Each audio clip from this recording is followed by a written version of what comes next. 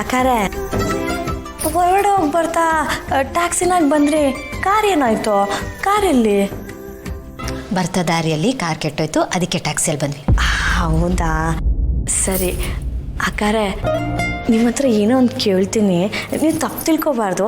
ಇದೇನಪ್ಪ ಮೂಗು ತುರ್ಸ್ತಾಳೆ ಅಂತೇಳಿ ಅಂದ್ಕೋಬಾರ್ದು, ಆಯಿತಾ? ಮಲ್ಲಿ, ನೀನು ಗೊತ್ತು ತಾನೆ, ನೀನು ನನಗೆ ಏನು ಬೇಕಾದರೂ ಕೇಳ್ಬೋದು, ಏನು ಬೇಕಾದರೂ ಹೇಳ್ಬೋದು. ಅದಕ್ಕೆ ಯಾಕೆ ಪೀಠಿಗೆ ಆಗ್ತಿದ್ಯಾ? ಅದರ ಅವಶ್ಯಕತೆನೇ ಇಲ್ಲ. ಏನು ಹೇಳು? ಅಕ್ಕಾರೆ ನೀವು ಅವರು ತುಂಬ ಹೊತ್ತು ಮಾತಾಡ್ತಾ ನಿಂತಿದ್ರಿ, ಅದು ತುಂಬ ಗಂಭೀರವಾಗಿ ಮಾತಾಡ್ತಾ ಇದ್ರಿ.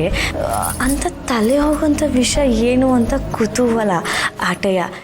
ಏನು ಮಾತಾಡ್ತಾ ಇದ್ರಿ ಅಕ್ಕಾರೆ? ಏನಿಲ್ಲ, ಹಾಗೆ ಸುಮ್ಮನೆ ಕಷ್ಟ ಸುಖ ಮಾತಾಡ್ಕೋತಿದ್ವಿ. ಕಷ್ಟ ಸುಖವ? ಈಗಿನ ಕಾಲದಾಗೆ ಒಂದೇ ಮನೆಯವರೇ ಮುಖಕ್ಕೆ ಮುಖ ಕೊಟ್ಟು ಮಾತಾಡೋಕ್ಕಿಲ್ಲ. ತಿಂದ್ರ ಬಿಟ್ರ ಸತ್ತಿದ್ದೀರಾ ಬದುಕಿದ್ದೀರಾ ಅಂತಲೂ ಕೇಳೋಕ್ಕಿಲ್ಲ.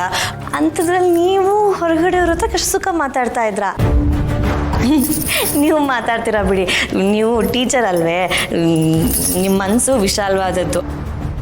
ಆದರೂ ಏನು ಕಷ್ಟ ಸುಖ ಮಾತಾಡ್ತಾ ಇದ್ರಿ? ಏನಿಲ್ಲ ಮಲ್ಲಿ, ಅದು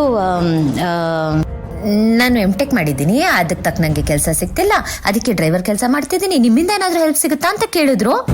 ಅದಕ್ಕೆ ನಾನು ಹೇಳಿದೆ, ನಿಮ್ಮ ರೆಸ್ಯೂಮೆ ಕಳಿಸ್ಕೊಡಿ, ನಾನು ಆನಂದ್ ಅವ್ರ ಹತ್ರ ಅಥವಾ ಗೌತಮರ ಹತ್ರ ಮಾತಾಡ್ತೀನಿ, ಏನಾದರೂ ಆದರೆ ಮಾಡ್ತೀನಿ ಅಂತ ಹೇಳಿದೆ ಅಷ್ಟೆ. ಈ ವಿಷಯನ ಆಟೊಂದು ಗಂಭೀರವಾಗಿ ಮಾತಾಡ್ತಾ ಇದ್ರಾ? ಒಂದಕ್ಕೊಂದು ಹೊಂದಾಣಿಕೆನೇ ಆಗ್ತಿಲ್ಲಲ್ಲ ಅಕ್ಕಾರೆ. ನಂಗೆ ಯಾಕೋ ನೀವು ನನ್ನ ಹತ್ರ ಏನೋ ಮುಚ್ಚಿಡ್ತಿದ್ದೀರಾ ಅಂತ ಅನ್ನಿಸ್ತೈತೆ. ಕುತೂಹಲ ಹೋಗಿ ಅನುಮಾನ ಶುರು ಆಗ್ತೈತೆ. ಮಲ್ಲಿ, ನೀನು ನನ್ನ ಮೇಲೆ ಅನುಮಾನ ಪಡ್ತಿದೀಯಾ?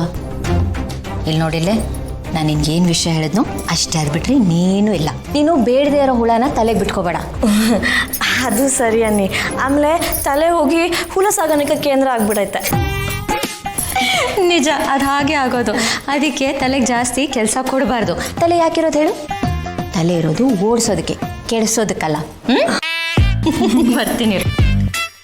ಅಕ್ಕ ಹೇಳಿದ್ದು ದಿಟ್ವೆಯ, ತಲೆ ಇರೋದು ಓಡಿಸೋದಕ್ಕೆ, ಕೆಡ್ಸ್ಕೊಳ್ಳೋದಕ್ಕಲ್ಲ.